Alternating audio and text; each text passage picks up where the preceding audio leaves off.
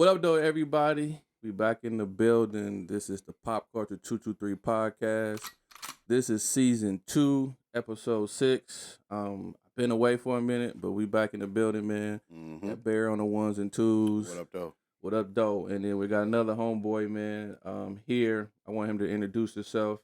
Like, we know when we on the show, we try to bring different people with different backgrounds on the show. All CPL instructors, fathers, mentors to other people, do stuff in the community. But he got a story to tell. So we try to bring like all shades, all walks of life on the show. So I'm gonna let him introduce himself. His company's called Chaos Tactical Solution. So I'm glad he on the show, man. Thanks for coming out. But go ahead and introduce yourself to the world. Yeah, I'm Shanne with Chaos Tactical Solutions out here based out of Detroit. Everybody call me Shanne. That's the Arabic translation of my name, Shane. So that's what I go by. Yeah, man, I'm glad. I know we've been kicking with KJ for a while. I'm glad you hit me up. And I finally got out here to link up with y'all. That's what's up, bro. Yeah. Give him some. Yeah. There it is. Like I said, I've been away for a while, man. I was out here with my son's baseball, traveling heavy all over Flint, all over Saginaw. Yeah, you was on Ohio hold for a minute. for the whole of July, man. I was like, I gotta get back in the studio, man. I was fiending to get back in the studio, and I'm new to the game. But Shin, tell us, what does Chaos Tactical Solutions stands for? So Chaos Tactical Solutions, I mean, it's no secret code or message there, but when you put it together, it all makes sense. Chaos is the name of my company I was in when I was in the Army back in the day. So it just made sense to go with Chaos Tactical Solutions because I like to say I have a tactical approach to how to do and handle things. Right. So chaos, we all know, like by definition, is confusion. Right. Out of confusion out of nowhere, disorder out of nowhere. That's how chaos is basically textbook defined. And where do we need? What are we training for? Right? These robberies, carjackings, mass hysteria, whatever. So chaos tactical is a specific plan or strategy to handle, take care of stuff, whether it be war or altercation or whatever. Right. And solution, it's obviously something to deal with. That's how we got Chaos Tactical Solutions. It just made, it was a common sense thing. I just put it together and it sounds cool. So, It does. Right. Yeah, so when I first started following, I'm like, dog, I got a cold ass name, right? That's He said chaos. I was like, it's crazy what? because when I was going to get, my company incorporated, it's a lot of chaos tacticals out there. Yeah, so it's a guy. He's a understand Marine. that. He's a brother. He's a Marine out of South Florida. His name is Chaos Tactical LLC. But out of Florida, there's some guys up here. I think they run like tactical gear, like airsoft gear and knee pads, elbow, all that stuff. They're Chaos Tactical out of Ottawa, Lake Michigan out here. Okay. So and I'm Chaos Tactical Solutions. So I just put that solutions part and spin on that.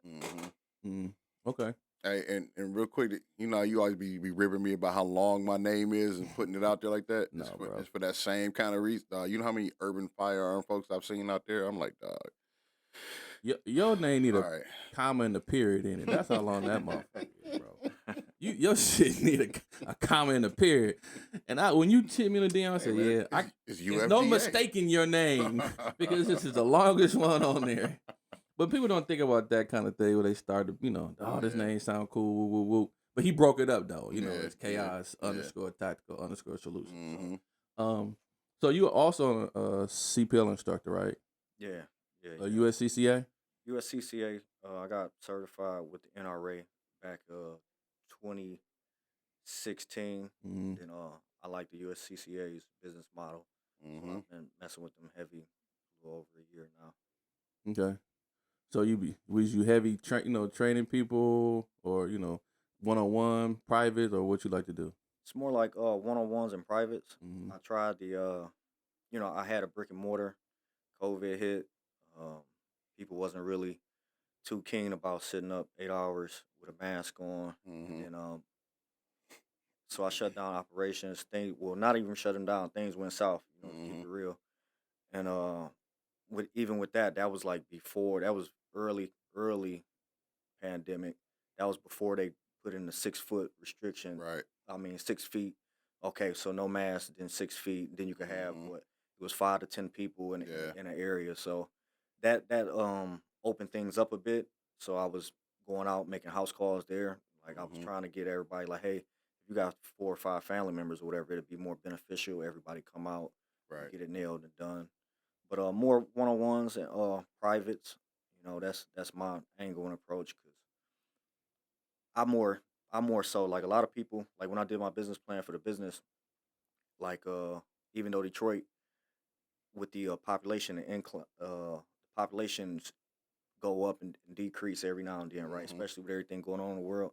Right. At a population of 1 million people, it's 600,000 recorded. At least at the time I opened up, it was 660,000 recorded CPL holders in the state of Michigan. So every time I'm in an area or I'm out training or doing whatever, it's like, hey, I'm a firearms instructor, CPL and firearms instructor. I always make the distinction. I'm a Right. CPL and firearms instructor.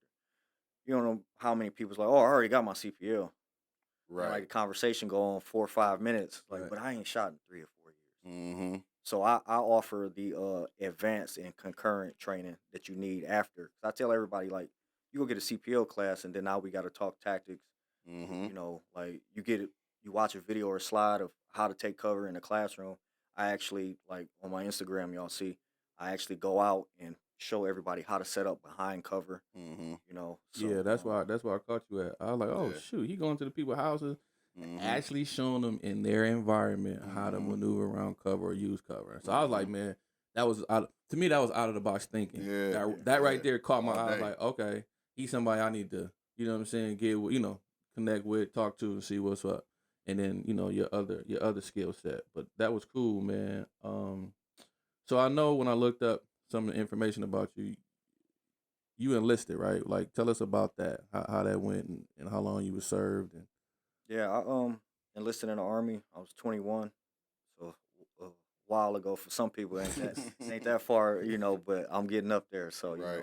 enlisted 2009, went to the army, joined the infantry, and did 4 years there in the army. One of those years I did overseas, Operation Enduring Freedom, Afghanistan. Okay. So, What's up? so tell us a little bit Appreciate your service, brother. yeah, oh, appreciate your no, service, not a my problem. brother. Appreciate it. Yeah, you Support. good. There we go. So how Shout was to that over there? It was actually pretty cool, man. I kind of dug it, but studies say, or at least at the time when I enlisted, studies say like you got to be like 11% crazy or something. Yeah. Yeah. Oh, they If do. you Oh, join yeah. if you Yeah. join the Yeah. military, and Yeah. then if you join the actual infantry, Yeah. like the percentage goes up. Yeah. So for What me, you said, like 11. You was like infantry, 11, yeah, and I think it's like even higher if you Marine. It's like 15 or like yeah. 18% or something. So Start 20%. tell me what do you do in the infantry? Well, the infantry is a classic. Like you watch all the military movies, they call it frontline. Mm-hmm. So Army, I was right? yeah, Yeah. yeah. We got all kinds of names. Door kickers, Mm-hmm. grunts. The Marines are jarheads. Mm-hmm. So you Army, I'm you a was in the grunt. shit Yeah, right up front. yeah, yeah. So you said you was in a unit called Chaos Chaos Company. Chaos Company, Yeah, yeah. and I was in a unit. My unit was called Triple Deuce, 2nd Battalion, 22nd Infantry Regiment. okay, Real historical unit there. So, is it yeah.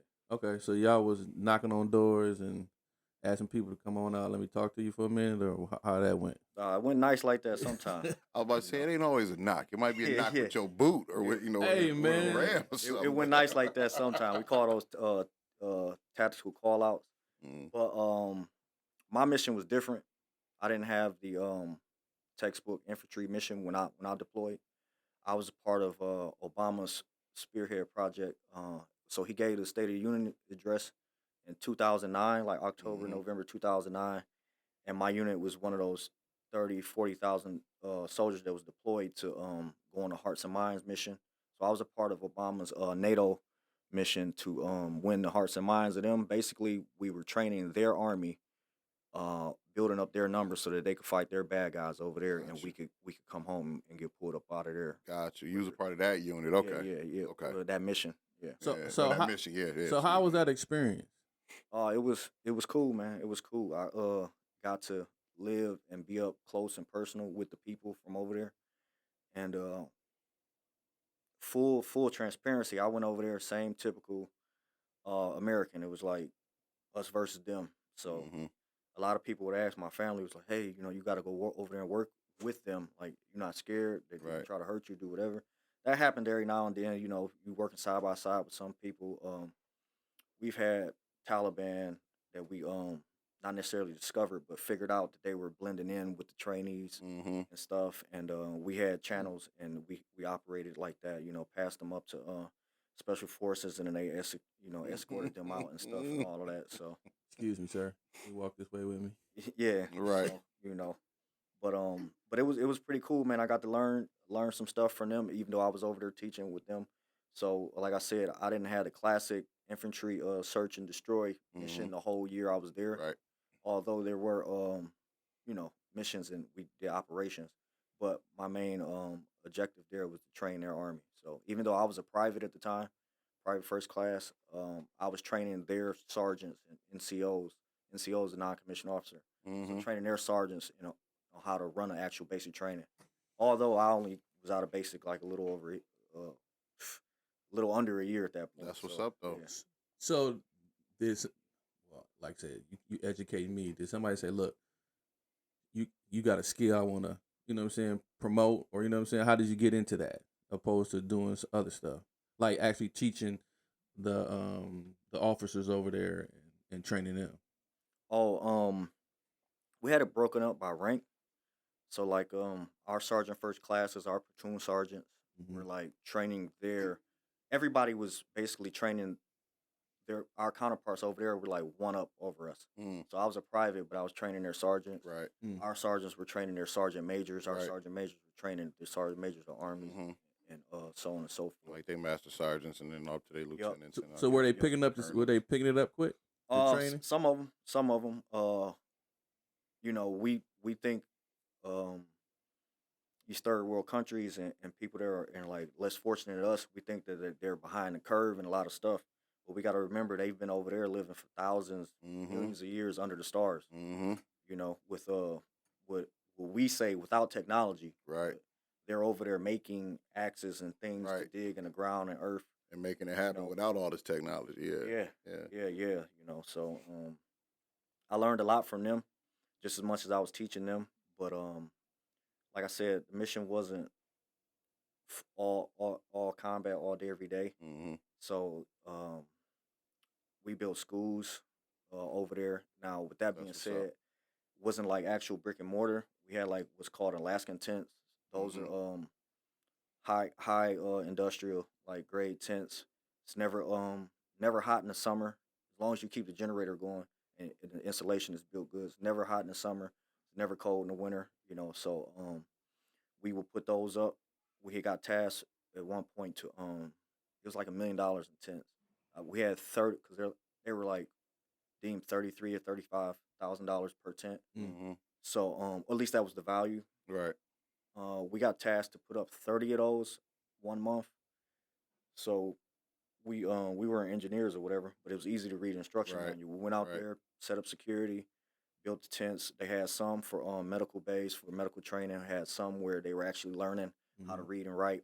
Mm-hmm. But like I said, those guys over there, they're speaking 10 and 11 languages already. Yeah. Different dialects. Yeah.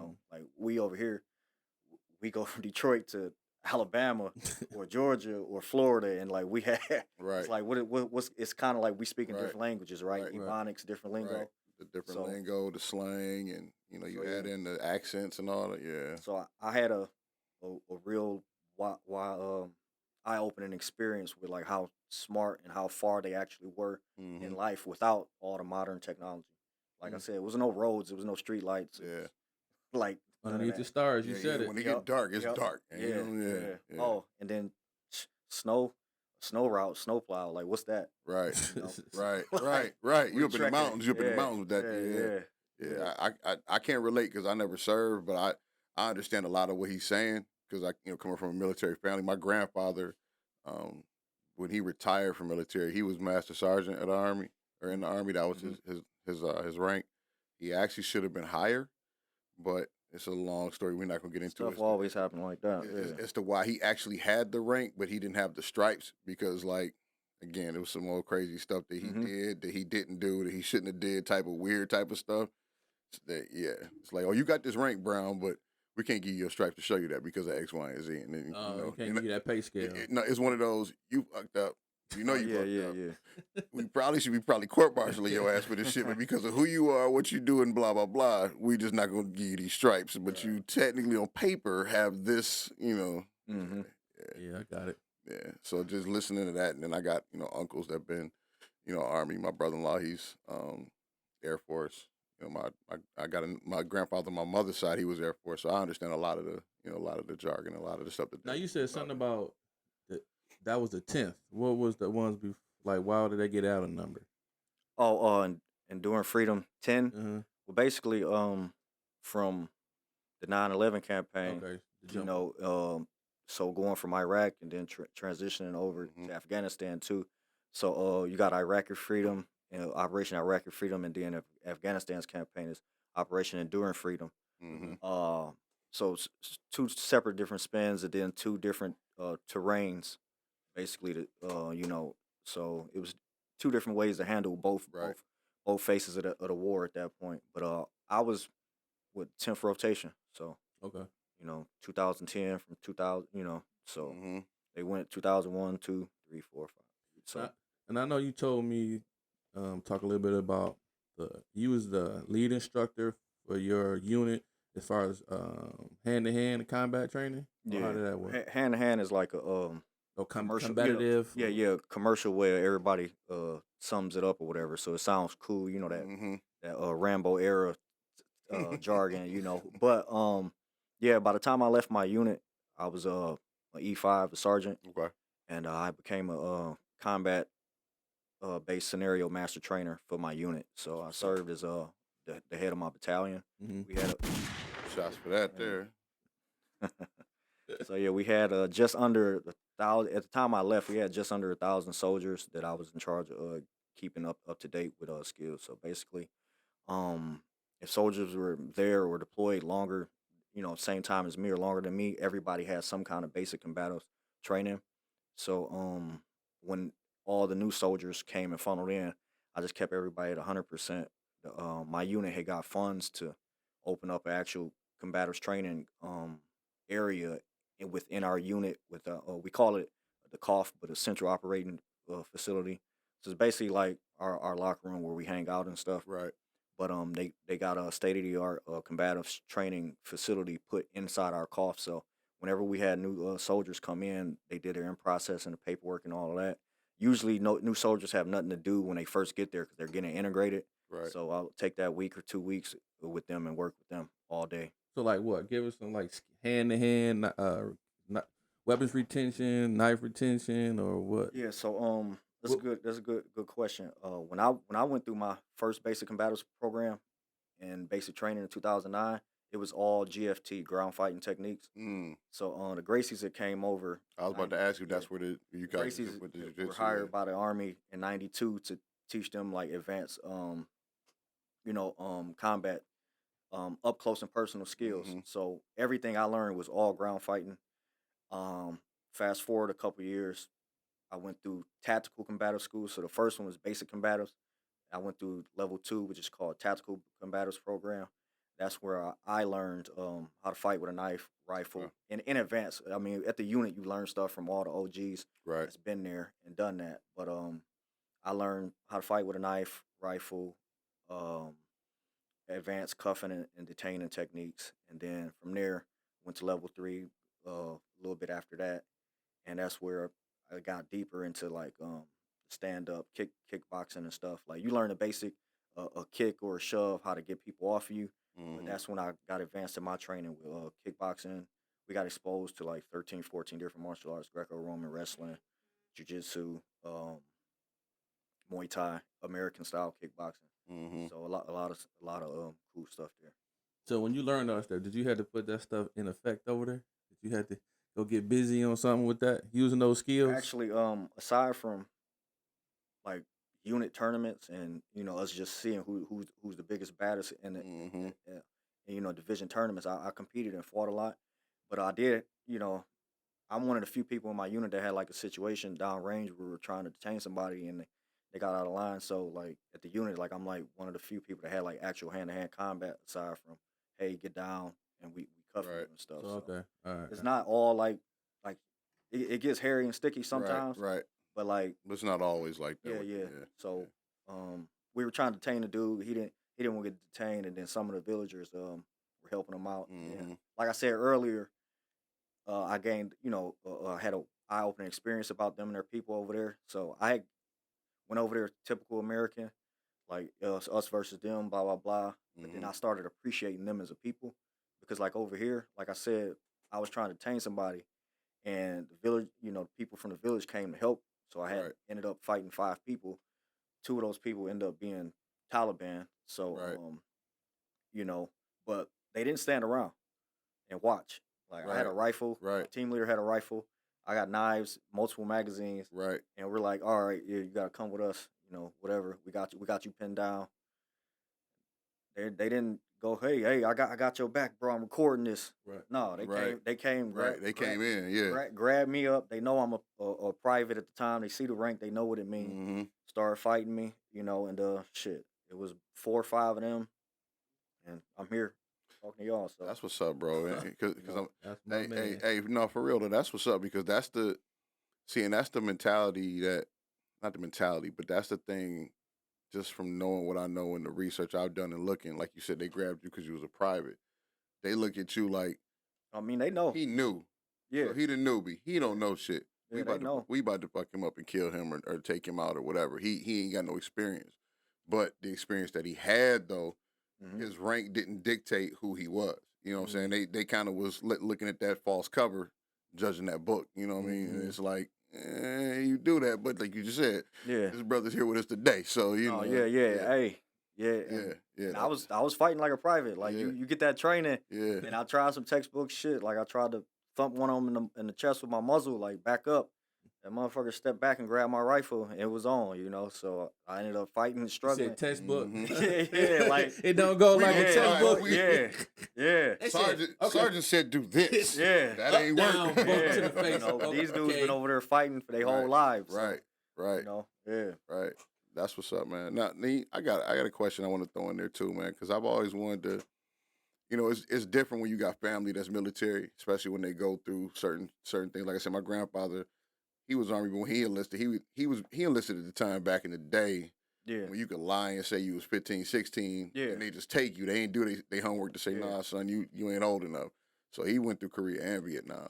So, he's seen 2 wars and seen a lot of shit. So, it's a lot of things you can talk to some vets about, but they won't talk to you about, especially the older generation, the things they've seen and done.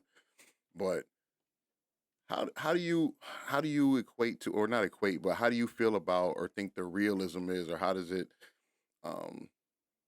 look, I should say, for certain movies when they characterize soldiers and I don't want to say in a certain light, but things that they try to, they'll Hollywood something up to the point where it's like, you former military, so you looking at it like, that ain't real, that ain't what they do. You know what I'm saying? Or as, instructors, period, we look at somebody teaching somebody how to do gun, or looking at their grip and stuff, and they're like, man, I'd be looking like, man, how you let this fly on set, man? They got these bullshit ass poo butt grips and all kind of, you know what I'm saying? Like, so like, just as an example, like, I know it's not Army per se, but like Zero Dark 30. I love that movie. But to the tune of, I'm picking that one because it's relative to what you've been talking about and where you was at. How close do you think, movies like that come to being realization of what, depiction of what was really going on? Like stuff like that, like Black Hawk Down and, those types of movies and stuff. It's funny you mentioned Black Hawk Down. That's the actual unit. So like the 10th Mountain Division is where I was stationed or assigned my duty station. Well, that's the unit that came in to help the Rangers and everybody and get everybody out at the end of at the end of Black Hawk Down. So granted, that happened when I was a young dude. Right.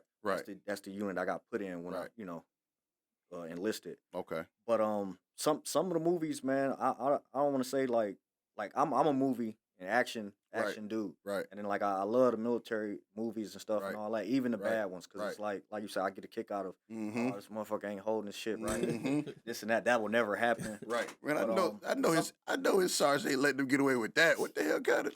Yeah. But some of them are entertaining, man.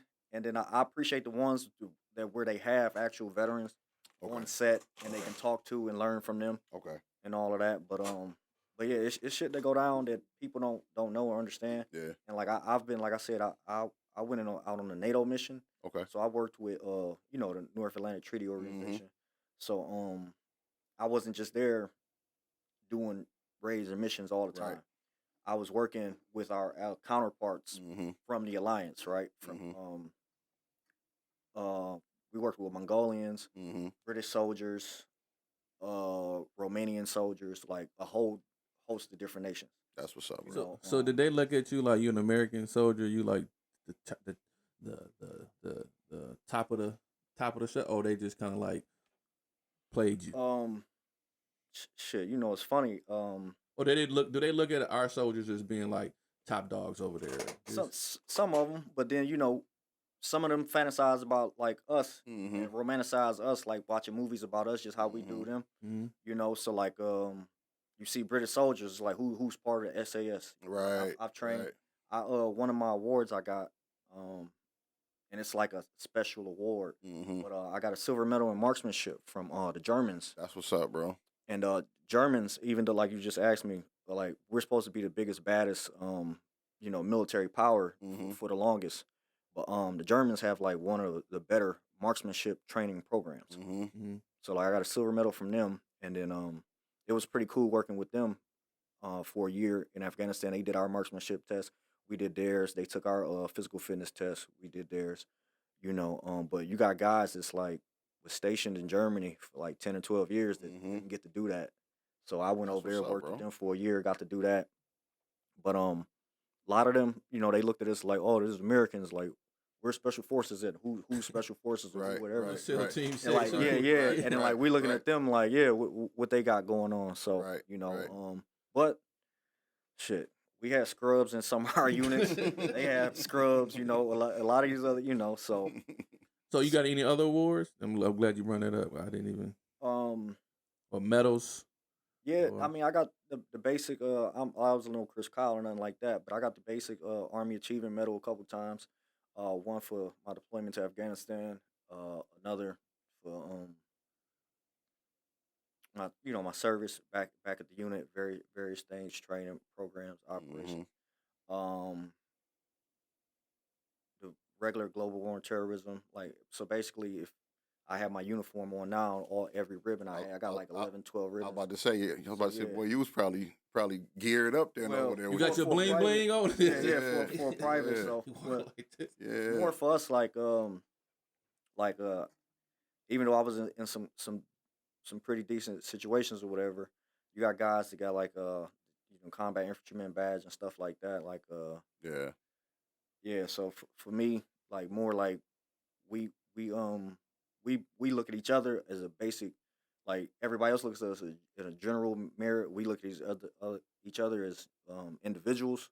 So it's like who's shooting expert, who's going further in combatives, who's got like I've done what's called CBRN school. So it's not like necessarily an award, but it's one of my certifications. CBRN is a chemical, biological, radiological, nuclear defense specialist. So even though that wasn't my job in the Army or I've been like a rocket scientist, I learned like the basic bare minimums. I became the NCOIC for that, the basically sergeant in charge of that, running a gas chamber. So you probably seen videos of that. Yeah, so slow down. Wait a minute. The gas chamber. Hey, so, I got a partner, man. Dog. He's an instructor. He's a Green Beret, and when he started drinking, we be like, telling the stories. Listen, we be like, well, we supposed to hear that? And we'll just kindly walk off. Or you start talking. You know what? I don't even know if I should be hearing this. But that's what's up though, man. Because like you just said, man. So when you left being a sergeant, you had a few more stripes, and you got all your ribbons, and you probably got more ribbons than what your stripes weight is. So it's like you start people in your units or in your world more or less in military start really kind of looking like, damn. Oh man, kind of. Wait a minute. 1, 2, 3. Yeah. He ain't So got that many stripes, but he got a chest like a general. So Then, because you had those certifications, that allowed you to do more stuff or be involved in different things. So like in the Army, like you get every so often you get eligible for promotion. Mm-hmm. Your first few promotions or whatever, from like private all the way to specialist, like kind of like automatic. You know, Mm-hmm. you keep your nose clean. You do your job every day. You get promoted, but you have to actually, like, to make sergeant. You go to, like, I went to sergeant school, so that's Yeah. like not an award, but one of my other accomplishments or whatever. I had to actually go to school for a month to learn how to be an NCO. So Mm-hmm. like that gets translated to the outside world. It's like management skill Yep. and credentials or whatever. Yep. I was, we had to do reports and stuff, but we had to do the DNC, the marching. Actually show them that I knew how to go out and lead a squad and do everything. Most of us infantry dudes always stand out at NCO school because we do field training and land navigation and everything all the time. That's what's up, man. And then, like, I'm an expert marksman in multiple weapon systems, so I was an expert grenadier. That's what's up. That's a grenade. We shoot the grenade. Yeah. The grenade launchers. Expert rifleman. That's what's up, bro. Silver medal from Germany, and the German marksmanship test. We shot their pistols and rifles. Their what is, like, G36s. Mm-hmm. Man, I love those. Man, yeah. I ain't shot one yet, but every time I see one, I'm like, ooh, Yeah. G36. So let's fast forward that until when you got out. How did that kind of translate over to you helping with being a CPL instructor? Like, when you tell these people what it really is, because your background and understanding what it looks like in, like, up close to, like, teaching people, like, in this urban world as far as CPL instructor. How did that translate over? Like I said, I go a little further than the regular CPL. So, like, I get some classes where everybody, we do the CPL training, but they're like, oh man, my cousin went through this class, or I went here, or I get, like, some people that's like, I took the class 7 years ago, Mm-hmm. I never turned my certificate, so they come and they see, like, I'm showing them kneeling positions, I'm showing them how to utilize the wall and the difference between cover. Everybody gets that, but unless you actually, like, see it and get it demonstrated, a lot of people, it don't stick with people. Mm-hmm. So, like, hey, this wall right here is drywall. Right. You might want to you conceal yourself and hide here, but you don't want to stay here. Right. You're gonna take rounds through this wall and stuff. But yeah, it's a like difference between concealment and cover. Yeah. So, and then when people go out, and I'm like, look, this ain't takers. The movie Aegis Elba, Chris Brown and them. You're not about to duck behind this bed. Right. Or behind this couch here. Yeah. And it take 90 rounds and you're just Right. going to get up and start popping off, Right. But yeah, so that's a good one. That's a good visualization for that. That's yeah. I use that one all the time. Like, this ain't takers. That Gardner White joker ain't gonna keep all these rounds. Yeah. Hey, I need to go to Art Van. For real. But with me, it was better because I've been, since 2009, like, so professionally, for over 14 years now. Like, I enlisted in the military January 2009. So January of next year be 15 years I've been in the game professionally, dealing with firearms. But my specialty is being an infantryman, is cover, concealment, how to shoot on the move and maneuver and stuff like that. So that's the tactical portion, and because, like, most people get the gun or the license and say, hey, I'm good to go. Good to go. And then we see it with licensed people that they have some basic level knowledge of training, but they don't go out and train themselves on a daily or a regular. Don't even do mental reps. Yep.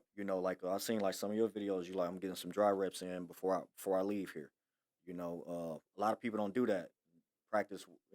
Oh, is my shirt gonna get caught up or this and that, or they ain't drew their weapon in 20 days, 30 days or whatever. And they go out and then it happens and that adrenaline hits and they're missing their shirt or something or whatever. But that's where my focus and everything comes in at. Like, I'll go out and spend an hour, 2 hours with people just on a pistol draw. There we go. That's what's up. Just on a pistol draw, or I show them, like, using cover is cool. As long as you use cover, it's great. But then it's, you should be able to stand behind a wall and still be able to switch and change, elevate, positions, from going from standing to kneeling. Why is that, sir? Why you want to do that? Why you want to change different shooting positions to make him think about where you standing at? Oh, he was there once, but now he's kneeling. Damn, he's sitting right there. So and like mag changing on the move or behind cover, and you change mags, you come out a different spot position if you can, So that's kind of like how my background helps me convey my knowledge to some of these individuals or whatever. And then everybody asks all my ghost stories and war stories, and it's like it's not gonna happen at a 7-Eleven. Right. So it's not cool, that way. but yeah, it's not gonna happen at 7. They're like, would you do this and that? And it's like, well, we're here to work weapon retention. Right. Now, and I don't want to jump the gun. I don't know if you got these questions, because I know we can sit here and talk military type stuff all day. You know what I'm saying? But I know we shorter on time. But just following you and looking at some of your posts previous. Correct me if I'm wrong, but didn't you have a incident since you've been home or something similar like that, where you actually were like in a situation where you had to use not had to use, but thought you were gonna have to pull your weapon or something like that? Since I've been home. Yeah, I'm talking about like since you've been the CPL instructor, been home. I could swear you posted something like I've had or maybe you were just telling a story about it. Yeah, like personal being out, people done got hot headed and stuff or whatever. I never had to utilize my weapon yet, and hopefully I don't have to. Right. But no, I think I know what you're talking about. Like I had got stopped before. And I think this was like you was in a store or something. Yeah. So no. I got stopped by the police in the store before. Got you. And I did. They really totally mishandled and treated the situation like I was like some kind of drug dealer or whatever, and like I'm grocery shopping. So, but I didn't like the way that that I was approached and stuff, and I did everything. Hey, this is my paperwork here and there. Right. So my thing was more like they at that situation is like they need more now I can't even say more training. They need to be vetted better or properly. Oh, it's the training too, though, bro. Yeah. Like, the vetting definitely, but it's the training too. Was it? And I don't know if you want to talk about the situation itself. Was it because the area you was at, they just assumed or stereotyped you as Yeah. Okay. I mean, it was in my old neighborhood where I used to live at on the west side. Where is that? And 7 Southfield area. 7 Mile. Oh, yeah, he was in the hood. Yeah. 7 Mile. So I was at a store that I frequent, and I helped them with some security stuff and all that. And like it's a whole long video. You see the dude at the store comes out and is like, "Hey, no, like don't mess with him, don't bother him." And they like, "No, because I had an attitude or something or whatever." But I'm like, "Hey, I'm grocery shopping. What's going on?" They like, "No, just answer the questions." And I'm like, basically they fishing. So a lot of people don't know, because like I'm a Homeland Security. Like I study Homeland Security in school. I'm trying to finish my papers or whatever, even though I'm old as hell. But so I take some law enforcement classes, criminal law and stuff like that. And they just fishing. They're like, "Hey, bro, you got a gun?" And I was just like, why you talking to me, man? So they're like, "All right, so Oh yeah, you got a CPL, right. So we know you got a gun. You got a CPL for that gun." I'm like, why am I being investigated? Like, how? So a lot of people don't know, like, when the police speak to you and you speak back, you're in a legally, lawfully binding conversation. So that's how, like, and it's like the cheapest way to get like probable cause or say you look suspicious, right? So you just not say nothing. Yeah, but that's the thing about that too. You don't speak to them and you look suspicious. So if they say, "Hey, it's a good day out here," you're like, "Yeah, man, it's some good weather today, officer." They're like, "Hey, what you got going on?" And it's like, "Man, I don't want to get into that with you. Like, why you want to talk to me?" Like, and they're trying to make it seem like it's regular conversation, but it's actual codes in the law to where like that now you resisting like an investigation. Like, why I'm being investigated? So I just asked them, like, why I'm being investigated? Am I being investigated? Why am I being investigated? Oh, you're a smart ass. Like, and it's like, bro, like my son is almost as old as you, bro. Like, he's a 24-year-old cop. It's like, right. 110 pounds, and it's just like I don't want to get into that. Then I'm already home. From the military, and I have a different, like, I don't like being handled like that. Right. It's like, you're not going to, I went to war. You're not going to scare me. You have a gun. You got a badge. You're the authority figure here. Right. So that's what that situation, that's what you're talking about. Yeah, I don't like that either. Just because you're authority figure.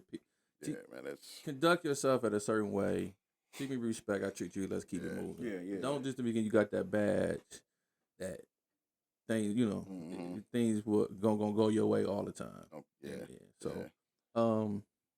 you want to get into jiu-jitsu, man? Well, I guess I was gonna ask him because with the because pardon me, I don't want to put you. You just hey, because when I was hey, listen, I watched his Instagram. I was like, look, man, bro, is on he was on a different tip, because he was showing cover. He was at these people's houses in their environment, teaching them game, and I was just like, that's out of the box thinking when it comes to a CPL instructor, because one, he knows something that most people don't. 90% of CPL instructors don't know. 1% of them never even, been, got that background, whatever. So he's given urban tactical, or what do you say, urban tactical skills to the people that need it in the neighborhood. Because I was like, look, you always gonna leave your house. Yep. You're gonna go to your car. You're gonna come back home. You're gonna be in an urban environment, walking around your car, dark, whatever. So you need to know skills besides just going to the range and shooting at a static range and thinking like everything cool and you putting shots on the target, whatever. But what's gonna happen when you at your house? Yeah. How you maneuver around the wall or your car, or how do you check corners, or you know what I'm saying? I was just like, man, bro know a lot. And then I'm just like, well, why would you get attacked? I'm like, he teaching weapon retention. Right. And I was like, hey man, I need that. I want that. I was like, hey, well, where you training that? Whatever. Right. We can train all that together. That's like we've been talking about. Yeah. Right. You know what I'm saying? Because I want to know it just for myself, and then whoever want to ask me, I can put him on. Like, look, this is where I got it from. Go holler at my man. No, so we do. Yeah. So when I seen, I was like, bet. But then I seen him fighting like jujitsu. So I was just like, wow, he in it. Like, so he know, what I'm saying? He trained. He went, was doing jujitsu and training and putting that with his CPL instructor. So it all goes hand in hand. All goes hand in hand. See, and I'm definitely give your flowers and your kudos for doing, like you said, at their house and showing them certain things, because back when I first started doing it and doing NRA, that's how I got into it, was, going to people's houses and referrals and doing them in their living rooms. And the only time I've actually done that, because I've done it myself, but not to that complete extent, is when you're trying to explain the difference between cover and concealment.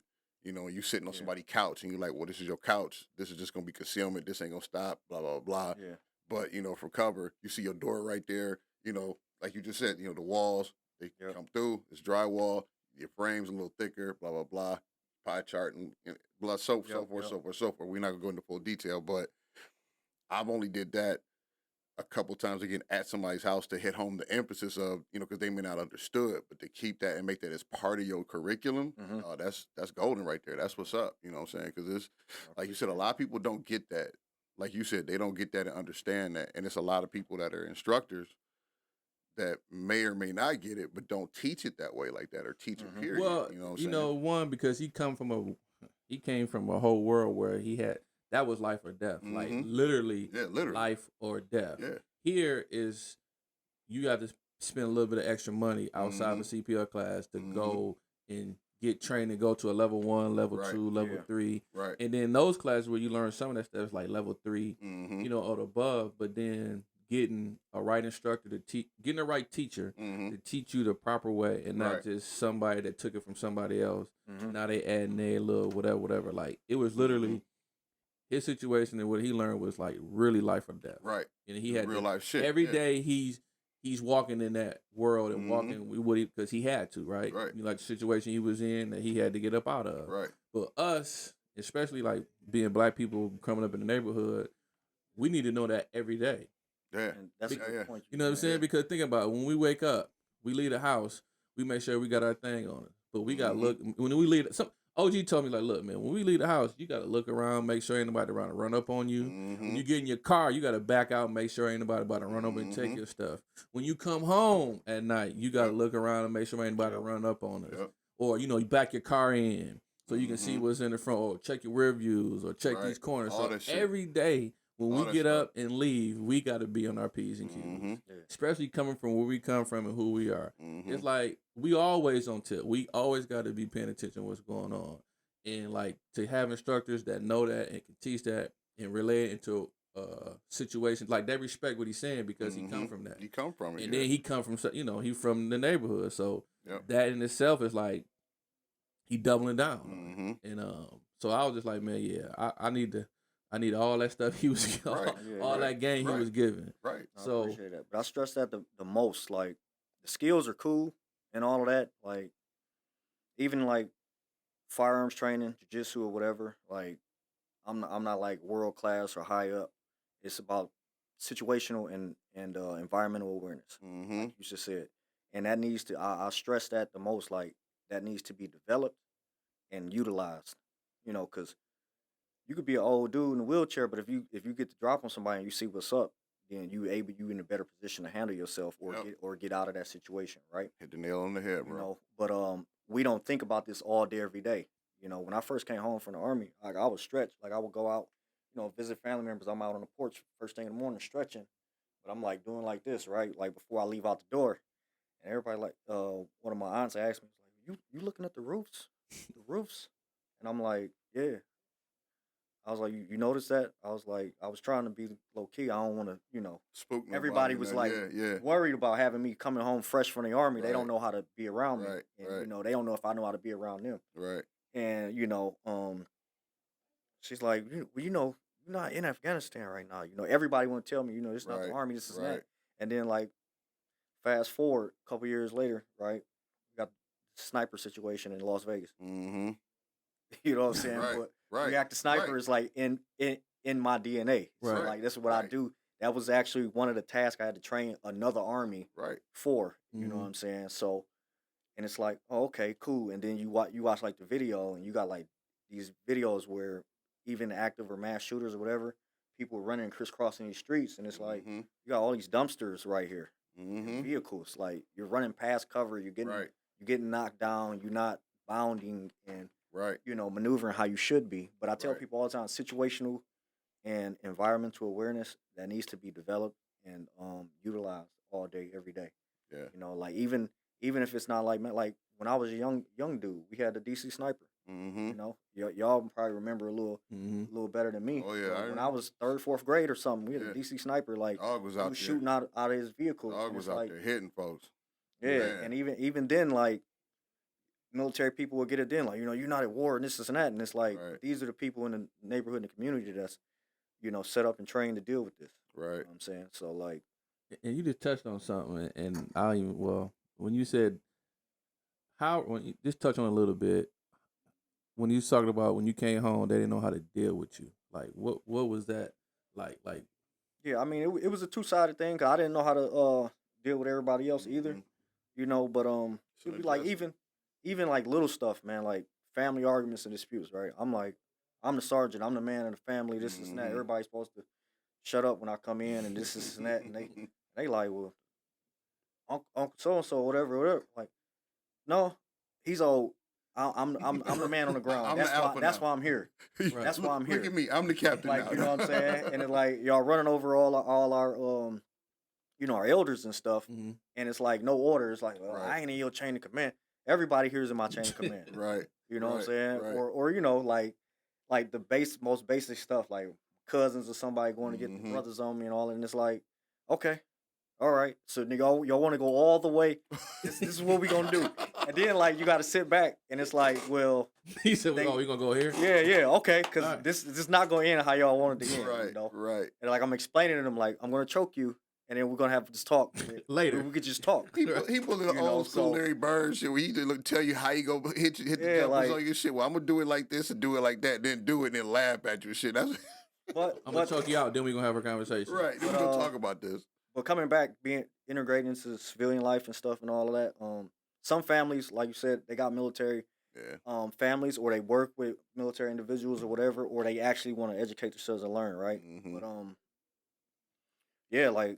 I come back, they don't know how to deal with me. I don't know how to deal with them. You know, I just feel like everybody should have listened or this and that, or you came to meet us all these problems. And, you know, but I'm coming from a situation where I'm in charge of millions of dollars of equipment. Right. You know, I was 2013, I was 25 going on 26, right? So, you know, I'm 25-year-old sergeant in charge of 40-year-old men. Right. You know, and I come back and then everybody just feel like they're older than you or just that. And it's like, look, bro, like I've accomplished and did things that you haven't. And that's not, you know, that doesn't make me more right or better than them. But I didn't know how to deal with certain individuals either. It's like you didn't know how to turn it off. Right. Yeah, it's like either you want my help or not. So like now when I'm talking to people or whatever, it's just like, okay, cool. You know, they want somebody to listen to or talk to, and I try not to solve everybody's problems, you know, and then I got issues of my own. But like I got, you know, I go to my military brothers or people, you know, the same or from the same cloth as me. You know, like I hang out a lot with you know, my jiu-jitsu family. Right. You know, but we all, my lady, she went to one of my classes with me. She goes to all my events and stuff, but she was in class with me, one day, and she was like, you know, all y'all are so nice. But like the whole time, like, you know, she's thinking like it was something else because I'm coming home with bruises, my face is red, people trying to choke me, I'm getting out of stuff, and I'm like, oh man, this dude got me, fuck him up tomorrow in class when I get back. Like, so she go to class, and she like, y'all like all so nice. You know, because like we don't want to die. Right. Like right. we're practicing choking each other. Like right. I don't want to upset this man. Right. And he's choking me, and he don't have to let go. Right. You know, he could be like, "Oh, I got him today." Right. Like he might get kicked out of class. He's just gonna go somewhere else. Right. Right. I don't want to get choked. You know, to death. Right. So that's why we got the tap. That's why we got to keep our, you know. So, but yeah, you know, you arguing with regular people. And, oh, I don't give a fuck about that army shit and this and that. And then you start doing army shit, and it's like, hey, bro, calm down. Like, it's like, hey. So I didn't know how to, you know, down. I didn't know how to dial shit down at first, you know. But now, you know, I'm a little bit better with that, you know. So I just deal with everybody within my immediate circle or people that I know and come across. Right. You know, like I said, I've been following y'all for a while. Right. KJ's been kicking it for a minute. Right. You know what I mean? Right. Like, and I don't do that. I don't do that a lot with a lot of people unless we from. Because people ask me every day, like, why you carry a gun? Like, 60-year-old people, and it's like, look, you may have been lucky enough to go through life, like without any incidents. Right. I'm glad, you know. Right. It's a different time now, dog. But this 80-year-old lady just got her purse snatched the other day. You know what I'm saying? Or this dude just got ran down on, or this person. I'm not gonna be the one, like, you know, putting myself out being naked out here like that. For real. Real quick, we got 8 minutes. We'll run a little over, but man, that's the man.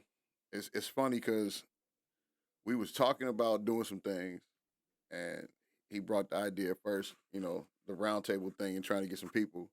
And I'm like, yeah, I know a dude. I'm like, I know a couple dudes we can do. And we was talking, and he was describing you from one angle, and I'm describing you from another angle. And we was both really talking about the same dude. And after a while, we kind of started comparing more notes. We both was like, you know, yeah, that's my man. That's my man's in there. Yeah, I know Chaos. Chaos. So I was like, man. He was like, yeah, go ahead, holler at him. I'm like, cool. I'm gonna reach out, you know. So we, well, you know, and then, you know, I'm gonna gas myself a little bit. He was like, hey man, and I'm saying this because he was like, hey man, you know, you can teach me some. Like you were telling me, like, man, we need to get together and work. Because you can teach me some stuff. I was just like, what? Right. Yeah. You know, when we first started. Yeah, hell, he was like, man, you can teach, you know, tighten me up. And I'm just like, well, you know, shit, I'm trying to come to you to get all the way tightened up. You know, I'm trying to learn some other skills. See, I always give respect and credit where it's due. You know, so like I said, I was following him for a while. He like, hey, you know, and that's when I had the establishment. He was like, yo, you know, what's the classes like? When I'm coming to, I was like, you know, I'll do you one better, man. Like, how about, you know, we work on that with you? And you showed me some stuff or whatever, because he got the outdoor range. He's going to shooting and doing matches and stuff. I want to get into competitive shooting and stuff like that. And that's how we got linked up. And stuff. Yeah. You know, so like, because I can only do so much. You know what I'm saying? So like, broadening my network or like like-minded individuals or whatever. I'm always, you know, I'm never against that. Right. So now talk a little bit, because we were talking about it off air a little bit. The shape you have to be in to compete in jiu-jitsu, like. When you were talking about people think that, you know, it's just gonna be some pushing people off and all this, like your body. What type of physical conditioning? Your conditioning got to be wild. Bro. Oh yeah. I mean, well, you develop it, but a lot of people think like, you know, I don't want to do that because I'm not in shape, or so a lot of people come and say I want to get in shape. So they come to do that. That's the right thing, but like I said, marathon runners like are not gonna last unless they train or know something. They're not gonna last 2-3 minutes with one of us. Really? But you know, you got different levels. You know, I compete. I don't compete like at the world's or world class level or anything like that. But I'm in the gym. I'm in a dojo, no less than 3-4 days a week. You know, hour and a half, 2 hours a session. Now wait a minute, now, brother. Don't downplay yourself. I didn't see you with some of them podium shots now. More than a few times. Yeah, he now. like this. Right. What you talking about? You ain't a top dog in there. Right. Yeah, like I said, you may not compete at a certain level to compete, but wait a minute now. I didn't see you in them podiums now. Shoot, come on. You gotta be. I appreciate that. I don't want some organizations or whatever, but once again, you got some dudes that's coming to compete to test themselves. It may have been training for a couple months or years or whatever. They testing themselves, and then you got the competitors who are like that's all they do. Got you. So it's a few schools in the area that are like actual competition schools. They got competition classes. The rounds are harder. They go different. But me, man, I just tell everybody if you're trying to get into it, get into it. And even if you don't, like going out and going to a class or seeing, like a lot of people, even with my firearms instruction, like they think they're going to learn some Jackie Chan shit in like 1 or 2 sessions, right? And it's like, and they're like, well, how would you? And I'm showing weapon retention, and as we're pushing each other off of each other, and like talking and going through it, like people are like, man, I'm winded just doing this, Right. So like you get into a physical altercation, and you think you're just going to push somebody up off you, and they want to grab you and hold you. If you don't put yourself in that position, like it's gonna go. A lot of times it'll be bad, But but as far as the shape, man, you're using every ounce of oxygen you got, cardiovascular, your muscles, every muscle, some people's forearms are tired, hands, grips. Like I train in gi jujitsu. I mean, I do no gi too. That's without the uniform. But you always grabbing and gripping and stuff like that. No, wait. Now, how different is that? Because I've heard of no gi jujitsu, but I've never actually seen it. I've only ever seen gi jujitsu. So is that like, I don't want to say you naked, but like, does that just mean like? You just got like a t-shirt or whatever. We call them rash guards. Okay. You got a rash guard, compression shirt, some shorts or pants or whatever. But some states like Austin, Texas has become like the jiu-jitsu capital or whatever, but it's like hot there. Nobody wears clothes. So, like in Michigan, we wear clothes. We wear hoodies. Like, we get a couple hot summers. Right. I mean, hot months, but for the most part, it's cold here. Right. So it makes more sense to, do both. Right. But sometimes you get into a situation, everybody's taking their shirts off. Basically, that's no-gi wrestling type stuff, right? But no-gi is more explosive. Because like in gi, you can grab somebody and slow them down, and you use grips and stuff. But in no gi, you literally just like you get slippery after a while, right? So your grips have to be like on point, And like even with gi or no gi, you learn different things. Like even though we got thumbs, like it's bad to use your thumbs in a lot of situations because you hurt yourself with your hand. But if you're trying to make certain grips, you go thumbless grips, and it gives you more power, more strength, or more friction. But no gi is more explosive.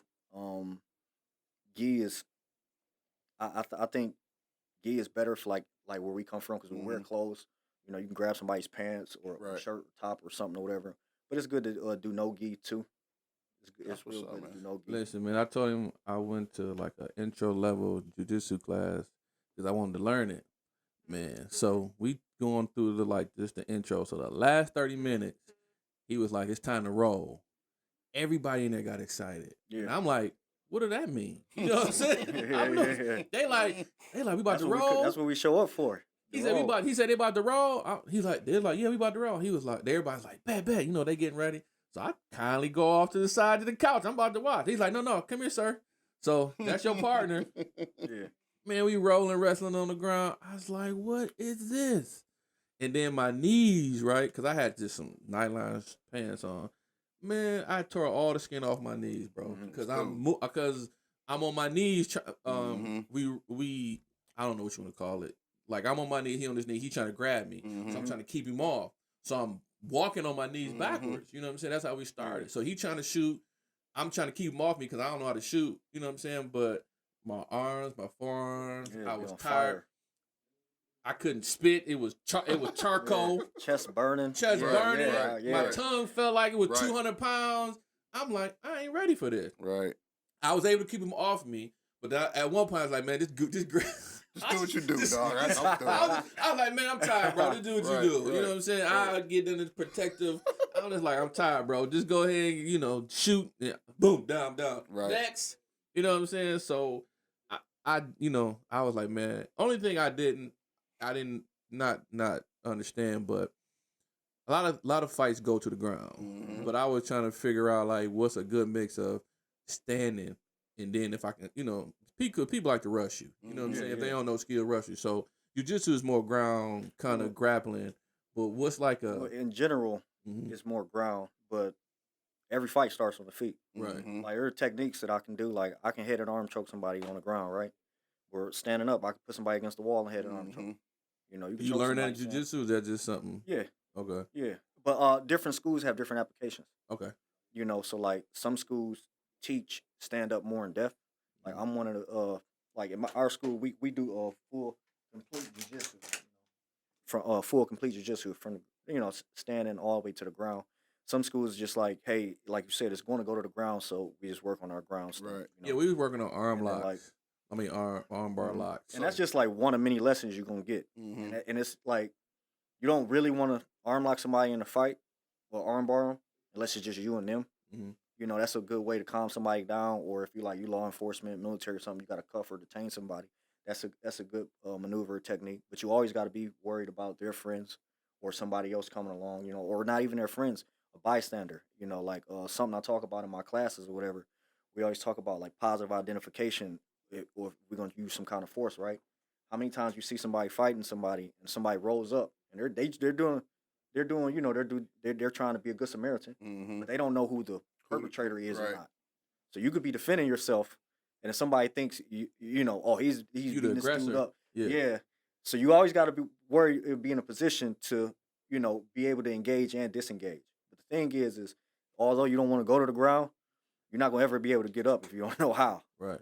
So somebody holding you down, if they want to hold you down, like I'm fighting dudes in the dojo, and sometimes it takes me like a whole 2 minutes to get up, But if I don't know how to actively fight and navigate that, then I could just be getting pounded for 2 minutes if it's the real deal. I'm assuming 2 minutes on the ground is a lot because he said a long time. He said like I got supposed to know what that. Yeah. Okay. I mean, essentially, you want to be able to get up, right? But if somebody's trying to hold you, they hold you. So it might take you 2 minutes. It might take you longer. Sometimes. Hey man, you ever pulled that Mauricio Shogun move where you literally put them in the arm bar while you standing up and put your feet on their chest and just roll on the ground? Oh no, I ain't. I was about to say, man, if you do that, man, I know what you're talking about. I need you to show me how to do that. Yeah. Man, listen. I'm gonna have to show you. You know what I'm talking about, Cam? Nah. I'm gonna have to show you that, dog. But dog, I seen him do that in a fight like twice, and I was like, what? Yeah, man, you got to. What the hell? A lot of stuff, man, out here, man. Yeah, man. Yeah, like I said, I was in that class, and one thing was arm bar, but he was literally controlling me with his body and not even touching me. And I was just like, and I'm talking to the guys. They're like, yeah, my ribs hurting. It's a big look, be tendon. I'm just like, y'all get hurt in here for real? One dude took some time off because they got maybe some arm or shoulder. I was like, man, I gotta go to work tomorrow. I can't. You know what I'm saying? I gotta really definitely got to be in shape to recover fast. Yeah, I gotta be in shape to. I gotta be in shape to even be in here. Then I gotta be in shape to recover. I might have to go. See, that's the thing. Like, you can't get in shape for jiu-jitsu. Right. You get in shape there. Right. That's what they said. Like you get in shape there. It's like there ain't no getting in shape. Yeah. He's like, a lot of people's like, I'm gonna get in better shape. I'm gonna come. They think and then too, it's an ego thing too, right? We don't want to just be the rag doll. Right. It don't matter. Right. You come in 6'4", solid muscle, whatever. Me and a couple dudes in the gym. If you don't know nothing, we're gonna show you like you need to what you need to learn to use your muscles. Oh, the instructor that was teaching us, he got tossed by the owner, the other instructor, and they was over there rolling. I was just like, this is dope. But we about to wrap it up, man. I want to thank Shanne, Chaos Tactical Solutions, for coming in and sharing the story. And I also definitely want to thank the Bear, Deuce Crew Productions, for even giving me the opportunity to do the Pop Culture 223 podcast on the show. Come on, now we was waiting on it. Yeah, so like I said, I want to. I appreciate y'all having me out, man. Sure, like I said, the door is always open, and then we got some more stuff coming up, like roundtable discussions, kicking it. And we're gonna get some stuff together too, so man. For the training with us and everything. So we're going to pop something together. For sure, especially with the once you get you another studio or something, we can come in and do some retention and stuff, and just show the world, man. Because like a lot of our folks need to know how to protect themselves. Another thing out too. So look, if y'all ain't got it, look, Erica's Big Day book is now on the Kindle. So you can go to our website, ericasbigday.com, and get that safety book for kids to teach kids how to move around unsecure firearms. You can download it on the Kindle. It's cheaper. You know, I know people was worried about the book and the prices, but now you can download it on the Kindle or so just go to the website and it'll teach you to walk you through how to do everything. That's it from us. So look, game recognize game. We recognize you, so please recognize us, and we out.